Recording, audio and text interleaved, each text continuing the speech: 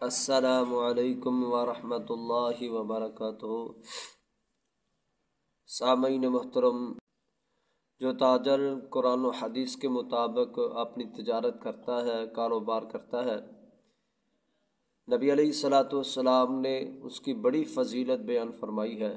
صحیح الترغیب میں حدیث موجود ہے، حضور اکرم صلی اللہ علیہ وسلم نے ارشاد فرمایا، التاجر صدوق الامین مع النبیین، کہ جو سچا اور امانت دار تاجر ہے وہ کل قیامت والے دن جنت میں نبیوں کے ساتھ ہوگا، والصدیقین اور صدیقین کے ساتھ ہوگا، والشہداء اور شہیدوں کے ساتھ وہ ہوگا۔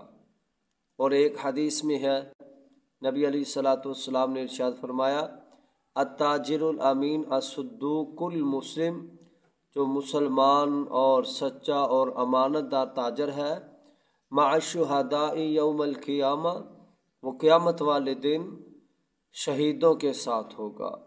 اور ایک حدیث میں نبی علیہ الصلاۃ والسلام ایک دفعہ لوگوں کو کاروبار کرتے ہوئے دیکھا تو نبی علیہ السلام نے ارشاد فرمایا، اے تاجروں کی جماعت، رسول اکرم صلی اللہ علیہ وسلم کی طرف متوجہ ہو جاؤ۔